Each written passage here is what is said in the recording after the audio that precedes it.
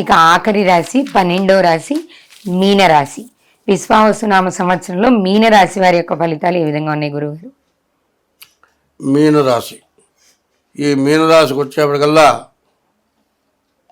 శని బాగాలేడు, రాహు బాగాలేడు, కేతు బాగాలేడు, ఏ గ్రహం కూడా బాగాలేదు. శుక్రుడు ఒక్కడు మాత్రం బాగున్నాడు. శుక్రుడు బాగున్నాడు అని బురదలో కాలేస్తారేమో భయంగా ఉంది. ఎందుకంటే ఇప్పుడు ఆడవాళ్ళలో మరి 4 రకాలు ఉన్నారు. పద్మిని జాతి, మరి చిత్తిని జాతి, ఇట్లా 4 రకాల నీచ జాతులు ఉన్నారు. పద్మిని జాతి స్త్రీ బాగుంటుంది, కానీ నీచ జాతి స్త్రీ వీడికి అందంగా కనపడి వెండి పెళ్లి చేసుకున్నాడంటే మాత్రం నరకం అనుభవిస్తాడు. మరి ఈ మీనరాశి వాళ్ళకి లగ్నంలోకి శని వచ్చాడు. చేయరాని పనులన్నీ చేస్తారు. దానివల్ల మూల కూర్చొని ఏడుస్తారు. కోర్టులో కనుక దావా చేసి ఉంటే గెలిచిన వాడు ఇంటికి పోయి ఏడుస్తాడు, వీడు ఓడిపోతాడు, కోర్టులోనే ఏడుస్తాడు. అంత బాధాకరమైనటువంటి రోజులు మీనరాశికి. ఇప్పుడే శని ప్రారంభం. జన్మశని ఎట్లా ఉంటాడంటే అప్పుడప్పుడు పుట్టిన పిల్లవాడు ఏమాత్రం అజాగ్రత్త పడ్డా ఆ పిల్లవాడు బతకడం చాలా కష్టం కదా. తల్లి ఎంతో జాగ్రత్తగా పెంచితే బతుకుతాడు. అంత కష్టమైన రోజులు ఇవి. ఈ రోజుల్లో మీరు ఎంత జాగ్రత్త పడితే అంత మంచిది. అందులో ఏలినాడు శని 2వ భాగం, జన్మశని అంటారు. మన అమ్మడెవడన పడతాడు, నాకు లేదంటే వెండు రోజమ్మ జన్మశనిలాగా పట్టాడు ఇది రవి అంటారు. జన్మశని అంటే చాలా కష్టపెట్టేవాడు జన్మశని. గోచార రీత్యా శని బాగాలేడు. కాబట్టి మీ జన్మ లగ్న రీత్యా పుట్టిన తారీఖు, నెల, సంవత్సరం ద్వారా కానీ, అట్లా లేని పక్షంలో హస్త సాముద్రిక ద్వారా కానీ మీ జాతకం చూపించుకోండి. ఇవన్నీ చెప్పినవి నిజంగా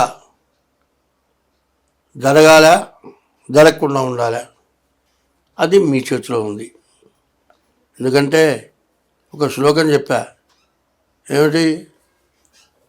శ్రీకళ్యాణగుణావహం రిపుహరం దుస్వప్న దోషాపహం గంగా స్నాన విశేష పుణ్యవరదం గోదాన తుల్యం రుణం ఆయుర్వృద్ధిదముత్తమం శుభకరం సంతాన సంపత్ప్రదం నానాశాస్త్ర సుసాధనం సముచితం పంచాంగమాకర్ణ్యతాం.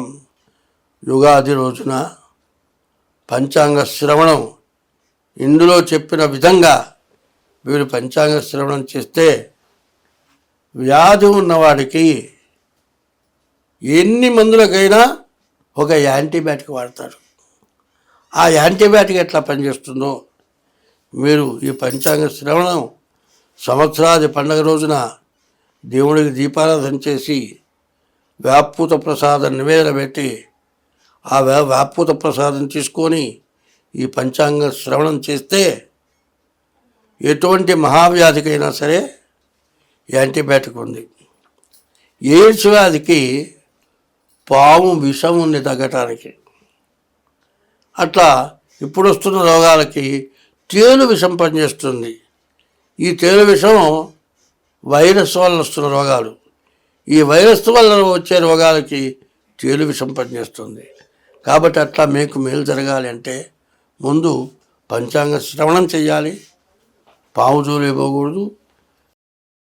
మన్ని బతికించేదే తేలు, మన్ని బతికించేదే. ప్రతి జీవరాశి కూడా దైవస్వరూపంగా భావించమని చెప్పేది హిందూ మతం. జ్ఞానం గల మానవుడెవడు కూడా ఏ జీవరాశికి అపకారం చేయడు. ఇట్లాంటి సంవత్సరాది పండుగ రోజున పంచాంగ శ్రవణం చేస్తాడు. అయితే మేము చేయమా, మేము దుర్మార్గులమా? కాదు, వాళ్ళలాగా మీరు చేయండి అని చెబుతున్నాను. స్వస్తి. ధన్యవాదాలు గురువుగారు. చూశారు కదా మన విశ్వావసునామ సంవత్సరం యొక్క పంచాంగ శ్రవణం, అలానే 12 రాశుల వారికి సంవత్సర ఫలితాలు, ఆదాయ వ్యయాలు, రాజ్య పూజ్య అవమానాలు అన్నిటినీ కూడా సవివరంగా గురువుగారు తెలియజేశారు. మీరు కూడా ఈ పంచాంగ శ్రవణం చేసి అన్ని దోషాలకి పరిహారాలు చేసుకోవాలని, అలాగే ప్రత్యేకంగా ఎవరెవరికి జాతక దోషాలు ఉన్నా కూడా వారి వారి జాతకాన్ని గ్రహచారం గోచారం దృష్ట్యా తెలుసుకొని పరిహారాలు చేసుకోవాలని కోరుకుంటున్నాం. మీరు గురువుగారితో నేరుగా మాట్లాడాలి అనుకుంటే కింద స్క్రోల్ అవుతున్న నెంబర్కి కాంటాక్ట్ చేసి గురువుగారితో నేరుగా మాట్లాడి మీ జాతకాల గురించి తెలుసుకోవచ్చు. మరో వీడియోతో మళ్ళీ కలుద్దాం. నమస్తే.